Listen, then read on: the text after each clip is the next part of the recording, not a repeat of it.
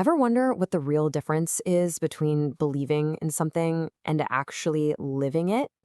Well, today we're going to dive into a really powerful idea that gets right to the heart of that question. It challenges us to look past just, saying the words and to focus on what we actually do. So let's get right into it. Okay, so here it is. This is the core thought for our whole explainer. Let me read it out. Embracing spirituality is neither negative nor problematic. The real challenge lies in adhering to the guidance that comes after we've tapped into our spiritual selves. Ultimately, if you can't follow the directions that accompany your spiritual expression, it's merely an empty display. Whoa. Okay, that's a pretty heavy statement, right? So let's really unpack what it's saying. So, yeah, what does this actually mean for you and me? I mean, how does this play out in our real lives with our beliefs, our values, our sense of purpose? This isn't just some philosophical idea. It's asking a super direct question about the link between what we feel inside and what we do on the outside. All right, to really get this, we have to look at the starting line. The source is super clear that this whole journey, it kicks off with something really positive, an affirmation. So, right off the bat, this idea is not knocking spirituality, not at all.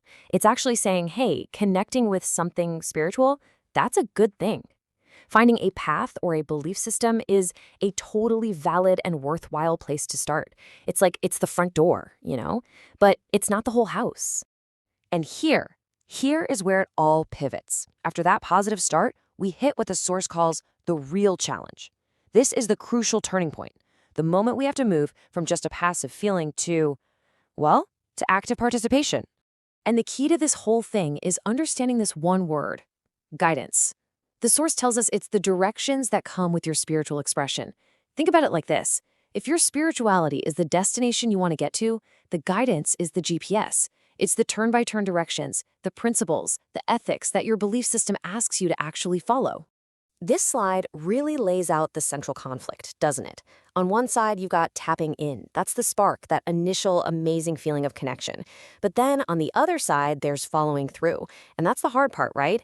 That's the daily work, sticking to those directions. The argument here is that the real value is in building a strong bridge between the two. So what happens if that bridge never gets built? If you tap in, but you don't follow through? Well, the source has a very specific and kind of brutal term for it, an empty display. So let's look at how you get there. The road to this empty display is actually a pretty simple three-step process. Step 1, it starts great. You embrace an idea. Step 2, you get the guidance, the instruction manual. But then step 3, that's where it all falls apart. The failure to actually follow those directions. It's that inaction that turns something that could be so meaningful into something hollow. And let's be crystal clear here. This is the heart of the critique.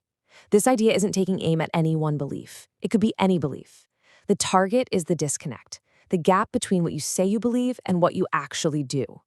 It's saying that claiming a set of values without putting them into practice, well, that's where the problem really is.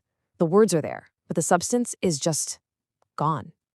And that brings us to the bottom line. The entire concept, when you boil it all down, presents us with a fundamental choice we all have to make. Are we about simple expression, or are we about meaningful action? So, if we put it all together, the message is pretty straightforward. 1, it's fantastic to embrace a spiritual path. That's an awesome start. 2, its real worth, its real value, isn't just in the feeling, it's proven by what you do.